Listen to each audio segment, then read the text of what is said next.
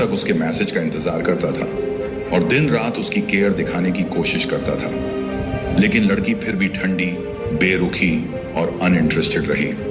पर जैसे ही उसने वो 7 गुप्त साइकोलॉजिकल सिद्धांत अपनाए जो मैं इस वीडियो में आपके साथ शेयर करने वाला हूं, उसी लड़की ने अचानक उसका ध्यान पाने के लिए खुद कोशिश शुरू कर दी।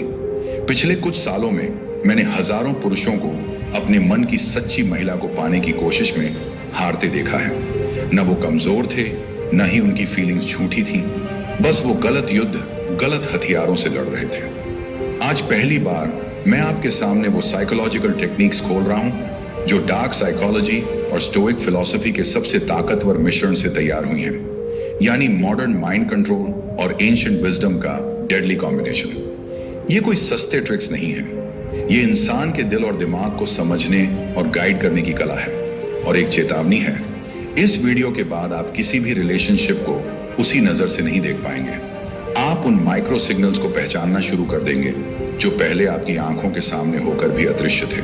और सबसे जरूरी बात, इस वीडियो के आखिर में मैं जो अंतिम तकनीक बताने वाला हूं वो इतनी महत्वपूर्ण है कि 99% मर्द कभी उसे समझ ही नहीं पाते और इसी वजह से वो हार जाते हैं। इसीलिए वीडियो को अंत तक जरूर देखना, क्योंकि जो चीज आज आप सीखने जा रहे हो वो किसी लड़की का ध्यान नहीं, उसका दिल जीतने की ताकत है। तो चलो शुरू करते हैं।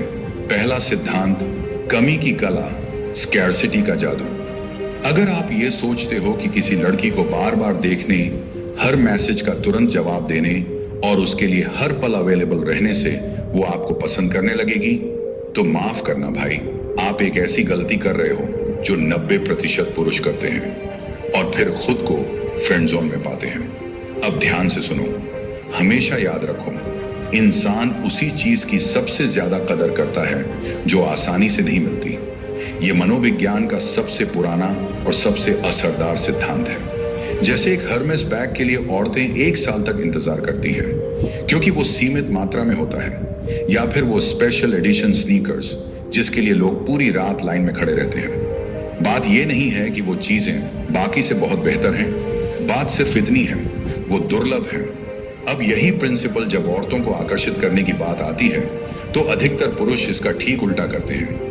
जब भी लड़की मैसेज करे तुरंत जवाब देते हैं। अगर वो मिलने को बोले तो चाहे दोस्त का बर्थडे हो या जॉब की मीटिंग, सब कैंसिल करके दौड़ पड़ते हैं। वो सोचते हैं मैं दिखाऊं कि मैं उसका कितना ख्याल रखता हूं, पर सच्चाई ये है, जो चीज हर वक्त मौजूद हो उसकी कदर कोई नहीं करता। महान स्टोइक दार्शनिक मार्कस ऑरेलियस ने कहा था, किसी पुरुष की कीमत उस समय से नहीं मापी जाती जो वो देता है, बल्कि उस समय की गुणवत्ता से मापी जाती है।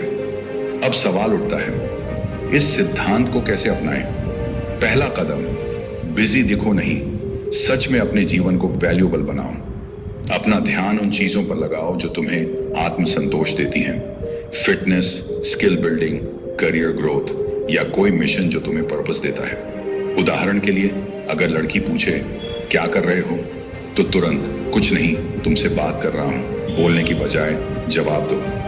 अभी अभी बिजनेस पार्टनर्स के साथ मीटिंग खत्म हुई है, अब बात कर सकता हूं। यहां बात लेट रिप्लाई करने की नहीं है, बात उस डिले के पीछे की वैल्यू की है। दूसरा कदम, क्वांटिटी नहीं क्वालिटी मोमेंट्स बनाओ। हर रोज चाय पीने जाना, कैजुअल घूमना, इन सब की यादें फीकी होती हैं, लेकिन एक थॉटफुल पर्पसफुल डेट जहां तुमने उसे कुछ नया अनुभव कराया, वो यादें दिमाग में छप जाती हैं। मेरे एक दोस्त राहुल को एक लड़की बेहद पसंद थी। वो रोज उससे मिलता था, कैफे, पार्क, कभी, लेकिन हर मुलाकात को खास बना। अब वो सिर्फ हफ्ते में एक बार मिलते हैं, पर हर बार कुछ ऐसा करते हैं जो लड़की ने पहले कभी अनुभव नहीं किया। और नतीजा, अब वो लड़की ही पहले पूछती है, अगली बार कब मिल रहे हैं? और सबसे महत्वपूर्ण बात, कभी भी ये कमी बनावटी मत दिखाओ, क्योंकि डार्क साइकोलॉजी का मतलब फरेब नहीं है, बल्कि असली मूल्य को बढ़ाना है। जब तुम्हारा जीवन वाकई पर्पसफुल, वैल्यूएबल और रेयर होगा, तभी तुम्हारी स्कैर्सिटी ऑथेंटिक लगेगी और तभी वो लड़की तुम्हारी कदर करेगी। याद रखो, मकसद ये नहीं है कि तुम अनरीचेबल बन जाओ, बल्कि ये कि तुम इतने वैल्यूएबल बन जाओ कि लोग खुद ब खुद तुम्हें पाना चाहें। और जब तुम इस सिद्धांत को स्टोइक सोच से मिलाकर अपनाते हो, तब तुम में एक ऐसा अदृश्य आकर्षण पैदा होता है जिसे वो लड़की खुद भी एक्सप्लेन नहीं कर पाती। दूसरा सिद्धांत, सोची समझी बेरुखी की ताकत, कैलकुलेटेड इंडिफरेंस। अब मैं तुम्हें बताता हूं एक ऐसा मनोवैज्ञानिक सिद्धांत जो सुनने में उल्टा लगता है लेकिन असर करता है सीधा दिल पर। कैलकुलेटेड इंडिफरेंस यानी जानबूझकर सोच समझकर थोड़ी बेरुखी दिखाना। अब ध्यान दो, ये कोल्ड या रूड होने की बात नहीं है, ये उस इमोशनल ताकत की बात है जहां तुम अपने जज्बातों के गुलाम नहीं मालिक बन जाते हो। महान स्टोइक एपिक्टेटस ने कहा था, जो इंसान अपने जीवन से जरूरत से ज्यादा जुड़ा होता है वो दूसरों के इमोशंस का गुलाम बन जाता है। अब सुनो एक कहानी मेरे दोस्त अर्जुन की। वो एक लड़की के हर मैसेज, हर रिप्लाई, हर इमोजी को जरूरत से ज्यादा गंभीरता से लेता था। अगर लड़की 1 घंटे तक जवाब ना दे, उसका मूड खराब। अगर लड़की के शब्दों में उत्साह थोड़ा कम हो, उसका दिन बर्बाद। अब बताओ, जब तुम किसी इंसान के हर छोटे छोटे व्यवहार से इमोशनली हिल जाते हो तो सामने वाला क्या सोचता है? ये तो बहुत डेस्परेट है, और वो वहीं पर आकर्षण खो देती है। इसका उल्टा क्या है? जब तुम अपने इमोशनल स्टेट को अपने हाथ में रखते हो तब तुम सामने वाले को एक क्लियर मैसेज देते हो, मेरा मूल्य तुम्हारे व्यवहार पर निर्भर नहीं करता। अब इस सिद्धांत को अपनाने का तरीका, 1, खुद के इमोशंस के मालिक बनो, ना कि गुलाम। अगर लड़की रिप्लाई करने में देर करे, घड़ी मत गिनो, अपने काम में लग जाओ। किताबें, जिम, नया स्किल, करियर, कुछ भी।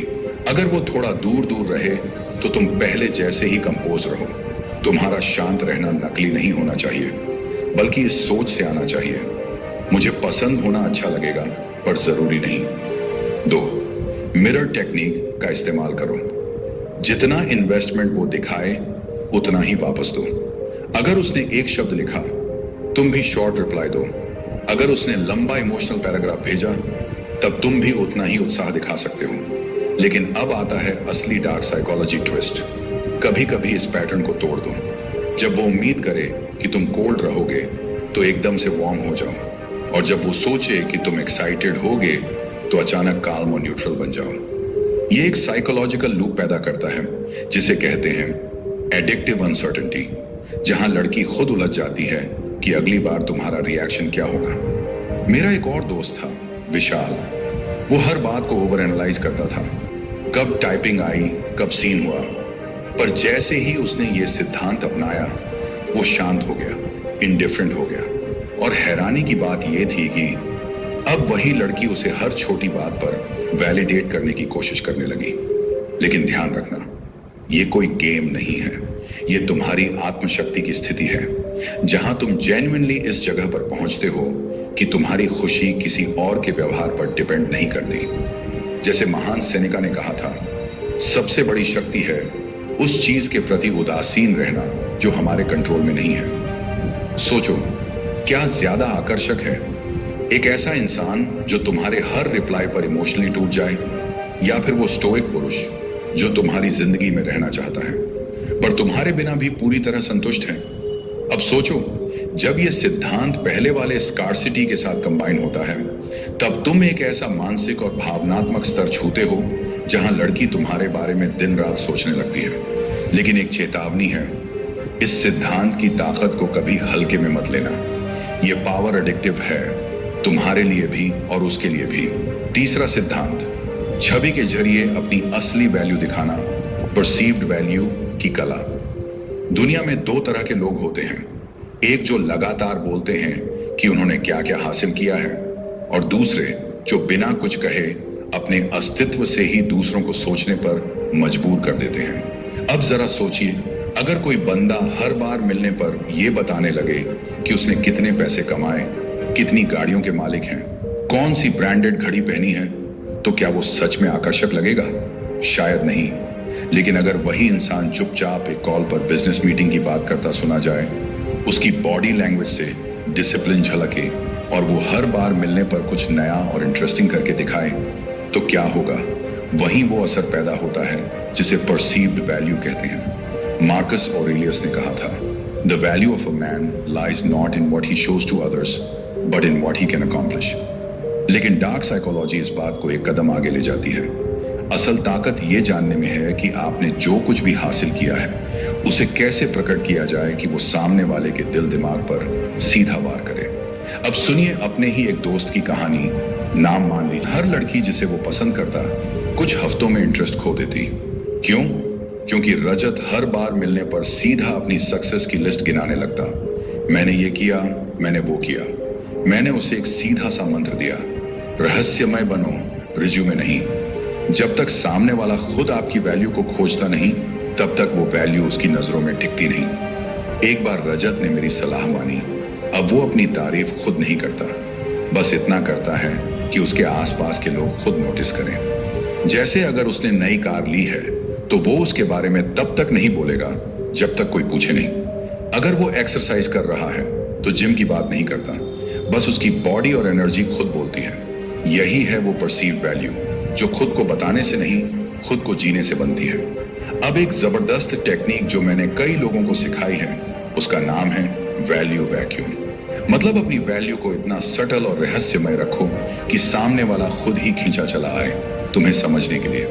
जैसे ही वो तुम्हारे बारे में जानने की कोशिश करता है एक इमोशनल इन्वेस्टमेंट बनता है और वही बनता है अट्रैक्शन का बीज। पर यहां एक चेतावनी भी है, ये कोई झूठ का खेल नहीं है। परसीव्ड वैल्यू सिर्फ तभी टिकती है जब आपकी असली वैल्यू मजबूत हो, वरना जैसा महान सैनिका ने कहा था, the false will falter but the truth will endure. इसलिए फेक स्टाइलिंग, झूठी स्टोरीज और ओवर एक्टिंग से बचो। सच्ची वैल्यू को धीरे धीरे दिखाना ही सबसे ज्यादा प्रभावशाली होता है। यह प्रक्रिया एक स्नोबॉल इफेक्ट पैदा करती है। जब लोग आपको वैल्यूबल समझने लगते हैं तो वे आपके साथ वैसा ही व्यवहार करने लगते हैं, और जब लोग देखते हैं कि दूसरे आपको इज्जत दे रहे हैं तो आपकी वैल्यू और भी बढ़ जाती है। ये एक आत्म प्रेरित चक्र है जो बार बार आपकी छवि को और मजबूत बनाता है। पर याद रखना, यह ताकत खतरनाक भी हो सकती है। इसे सिर्फ एक उद्देश्य के लिए इस्तेमाल करो, अपना जीवन बेहतर बनाने के लिए और किसी के साथ हेल्दी रिलेशनशिप बनाने के लिए।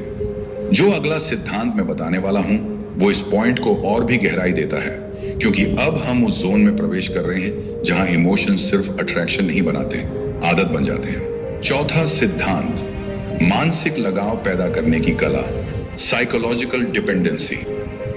अब हम डार्क साइकोलॉजी की सबसे पावरफुल तकनीक में प्रवेश कर रहे हैं, साइकोलॉजिकल डिपेंडेंसी यानी मानसिक लगाव की कला।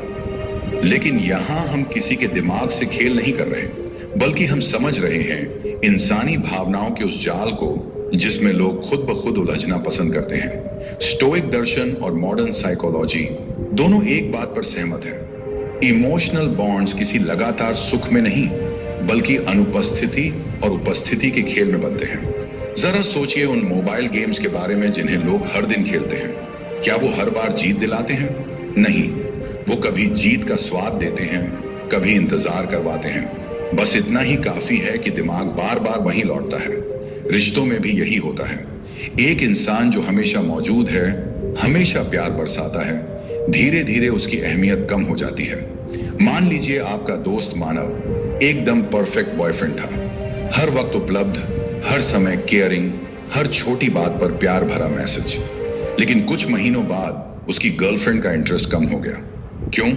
क्योंकि वहां कोई भावनात्मक कंट्रास्ट नहीं था, कोई ऐसा पल नहीं था जहां दिल ने इंतजार किया हो या दिमाग ने सोचा हो, आज वो क्यों नहीं दिखा। अब सुनिए इसका हल, इमोशनल पीक्स एंड वैलीज बनाओ। जब साथ हो तो पूरा ध्यान दो, मस्त बातें करो, यादगार पल बनाओ। लेकिन जब अकेले हो तो सच में अकेले हो, अपने काम में डूबे रहो, अपने गोल्स पे फोकस करो। जैसा स्टोइक्स ने कहा था, the bow that is always stretched will soon break, यानी जो रेशा हर वक्त खींचा हो वो टूट जाता है।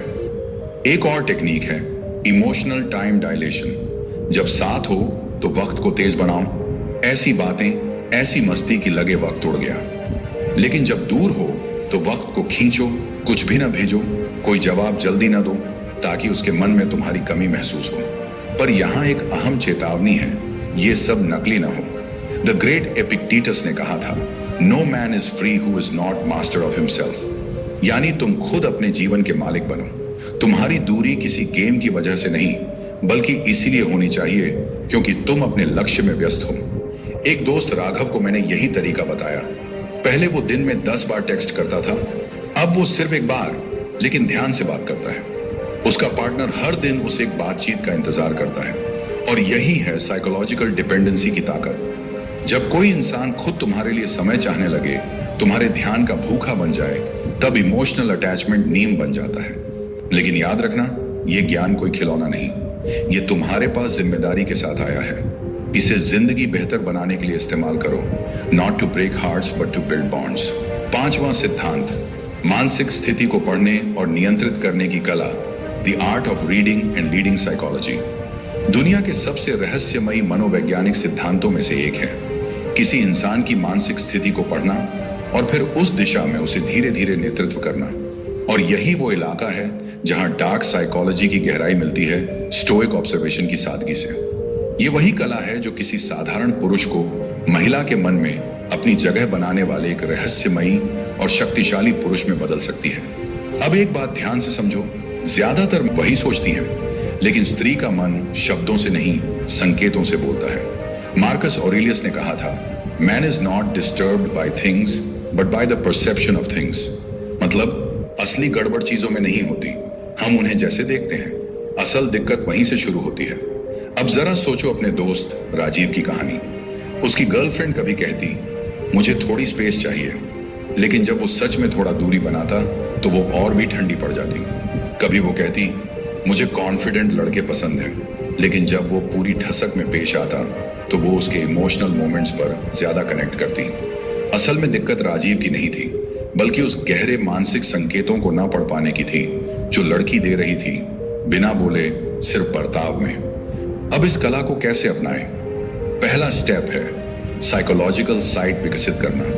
ये वो दृष्टि है जिससे तुम सिर्फ चेहरे नहीं, भावनाएं पढ़ पाते हो। जब तुम किसी लड़की की आंखों की पुतलियों में फैलाव देखो, उसकी आवाज के टोन में हल्का बदलाव महसूस करो, या उसके चेहरे पर सूक्ष्म माइक्रो एक्सप्रेशन पकड़ लो, तो समझो तुम उसकी आत्मा की गहराई में प्रवेश कर चुके हो। अब जानो एको मेथड को। अगर वो खुश है तो उसकी एनर्जी को हल्के रूप से मैच करो। अगर वो शांत है तो अपनी आवाज को भी गहरा और ठंडा रखो। और जब वो महसूस करे कि तुम उसकी भावनाओं को समझते हो, तो वो खुद ब खुद तुम्हारे इमोशनल लीड को फॉलो करने लगेगी। लेकिन असली जादू तब होता है जब तुम सरफेस इमोशन को नहीं, बल्कि अंडर करंट इमोशन को पढ़ना सीखते हो। एक बार मेरे दोस्त अनिरुद्ध ने ऐसा किया। उसने देखा कि लड़की जब गुस्सा होती है तो असल में वो इनसिक्योर महसूस कर रही होती है। उसने उस वक्त तर्क नहीं किया, बस चुप रहा और उपस्थित रहा। और यहीं पर स्टोइक साइलेंस की ताकत सामने आई। सेनेका ने कहा था, sometimes the most powerful move is not to move at all. यानी जब तुम्हें जवाब देना चाहिए, वहीं शांत रह जाना ही सबसे बड़ा उत्तर होता है। लेकिन भाई, ये कला तलवार जैसी है, या तो लोगों की आत्मा को छू सकती है या फिर उन्हें घायल कर सकती है। इसलिए इसे सिर्फ समझदारी से इस्तेमाल करना। तुम्हारी नजर जितनी पैनी होगी, तुम्हारा नेतृत्व उतना ही असरदार होगा। और अगली सिद्धि जो मैं बताने वाला हूं, वो इस मानसिक खेल को और भी घातक बना देगी, क्योंकि अब बात होगी उस मौन की जो शब्दों से ज्यादा गूंजता है। छठा सिद्धांत, the power of strategic silence, रणनीतिक मौन की शक्ति। अब मैं तुम्हें एक ऐसी ताकत के बारे में बताने जा रहा हूं जिसे 99% पुरुष नजरअंदाज कर देते हैं। औरतों से बातचीत के दौरान स्ट्रेटेजिक साइलेंस यानी रणनीतिक मौन, ये सिर्फ चुप रहने की बात नहीं है। ये है कब, क्यों और कैसे मौन रखना चाहिए ताकि सामने वाला इंसान तुम्हारे बारे में खुद से सोचने लगे। मार्कस ऑरेलियस ने कहा था, better to say nothing than to speak without purpose. लेकिन डार्क साइकोलॉजी कहती है, silence isn't just better, silence is power.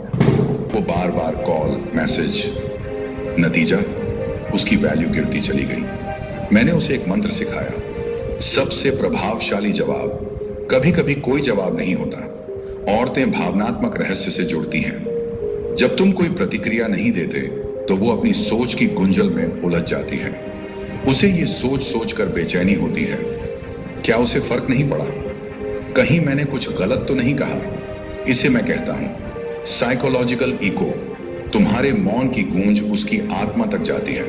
अब सीखो स्ट्रेटेजिक साइलेंस के 3 रूप। 1, रिस्पॉन्स साइलेंस, जब कोई तुम्हारे जवाब की उम्मीद कर रहा हो लेकिन तुम चुप रहो। 2, प्रेजेंस साइलेंस, जब तुम उसके सामने हो लेकिन भावनात्मक रूप से दूर हो। 3. डिस्टेंस साइलेंस, जब तुम थोड़े समय के लिए पूरी तरह गायब हो जाओ। नहीं आना चाहिए बल्कि मनोबल से आना चाहिए। जैसे महान एपिक्टेटस ने कहा था, it's not what happens to you but how you respond to it that matters. तुम्हारा मौन एक शक्ति होनी चाहिए, न कि कमजोरी। अब जानो सबसे घातक रणनीति, द वैक्यूम इफेक्ट। जब कोई लड़की तुम्हारे ध्यान के लिए भावनात्मक झांसा दे, कुछ ऐसा बोले या करे जो तुम्हारे रिएक्शन को बुलाए, उस वक्त एक सुनसान खाली जगह छोड़ दो। ये खालीपन उसे तुम्हारी तरफ और तेजी से खींचता है। मेरे दोस्त आर्यन ने एक बार यही किया। उसकी क्रश ने एक तंज कसा, तुम तो बहुत बदल गए हो। पहले वो जवाब देता, इस बार वो चुप रहा। उसका मौन इतना गूंजता रहा कि लड़की खुद अगले दिन उससे मिलने आ गई। लेकिन याद रखो, ये तकनीक नाजुक है। अगर गलत तरीके से इस्तेमाल की तो रिश्ते टूट सकते हैं। अगर सही इस्तेमाल की तो स्त्री के दिल में गहराई से घर बना सकती है। ये मौन ठंडापन नहीं है, ये आत्मविश्वास है। ये वो शक्ति है जो तुम्हारे शब्दों से ज्यादा असर करती है। और अगला सिद्धांत जो मैं तुम्हें दूंगा वो ये बताएगा कि इस मौन को कब और कैसे तोड़ना है, ताकि उसका असर गुना बढ़ जाए। 7वां सिद्धांत, आजादी के जरिए नियंत्रण। ये वो सिद्धांत है जो सुनने में विरोधाभासी लगता है, लेकिन मनोविज्ञान की सबसे गहरी परत को छूता है। Control through freedom. आपको यह जानकर हैरानी होगी कि इंसान हमेशा आजादी चाहता है, लेकिन सबसे ज्यादा आकर्षित उस चीज की ओर होता है जो उसकी पकड़ में पूरी तरह से नहीं आती। यही बात मैंने अपने एक पुराने दोस्त करान को समझाई। उसे हमेशा ये शिकायत रहती थी कि लड़कियां उससे शुरुआत में तो जुड़ती हैं, लेकिन कुछ ही हफ्तों में धीरे धीरे दूरी बना लेती हैं। वो उनके लिए सब कुछ करता था, प्लान बनाना, कॉल करना, दिन रात ध्यान देना, लेकिन फिर भी उन्हें खो देता था। उसकी सबसे बड़ी गलती थी कंट्रोल करना। उसे समझ नहीं आ रहा था कि प्यार जताने और कंट्रोल करने में पतली सी लाइन होती है, जो अगर पार हो जाए तो सामने वाला इंसान दम घुटने जैसा महसूस करता है। तभी मैंने उसे सिखाया एक सिद्धांत, गाइडेड फ्रीडम। यानी तुम नियंत्रण नहीं करते, लेकिन फिर भी निर्णय की बागडोर तुम्हारे हाथ में होती है। उदाहरण के लिए, चलो फ्राइडे या ट्यूसडे को मिलते हैं, तुम्हें क्या सूट करेगा? यहां पर तुमने टाइम तय कर दिया, लेकिन फ्रीडम उसे दी कि वो चुने। उसे लगेगा कि ये उसकी मर्जी है, लेकिन रास्ता तुमने तय किया है। ये मनोवैज्ञानिक वास्तुशिल्प है, चॉइस आर्किटेक्चर। सेनेका ने कहा था, the greatest power is the power to set others free. सबसे महान शक्ति वही होती है जो दूसरों को मुक्त करती है। अब जरा सोचो, जब कोई लड़की तुमसे दूर जा रही हो और तुम कहो, मैं समझता हूं तुम्हें स्पेस चाहिए, पूरा समय लो, मैं यही हूं। ये होती है वो चाल जिसे मैं कहता हूं फ्रीडम बाइंड। तुम जितनी ज्यादा आजादी दोगे, सामने वाला उतनी ही तेजी से वापस खींचता है, क्योंकि इंसान को कंपेल्ड कमिटमेंट से डर लगता है, लेकिन चोजन कनेक्शन से लगाव हो जाता है। और ये काम करता है सिर्फ तभी जब तुम्हारा इरादा सच्चा हो। स्टोइक दर्शन हमें सिखाता है कि the best revenge is to be unlike him who perform the injury. सच्चा बदला तब होता है जब तुम उस इंसान जैसे ना बनो जिसने तुम्हें चोट दी। तो अगर कोई तुमसे दूर जा रहा है, उसे जाने दो, बट अपने अंदर मजबूती बनाए रखो। सिर्फ दिखावा नहीं, सच में डिटैच होना सीखो। जब तुम्हें ये कला आ जाती है, तुम एक ऐसी शक्ति हासिल कर लेते हो जो ना सिर्फ महिलाओं के साथ बल्कि जिंदगी के हर रिश्ते में काम आती है। और यही है असली नियंत्रण, जब सामने वाला बिना मजबूरी के तुम्हें खुद चुनता है। परसीव्ड फ्रीडम के अंदर छुपा होता है सबसे गहरा मनोवैज्ञानिक नियंत्रण। भाइयों, अगर आपने ये वीडियो यहां तक, उनमें से हो जो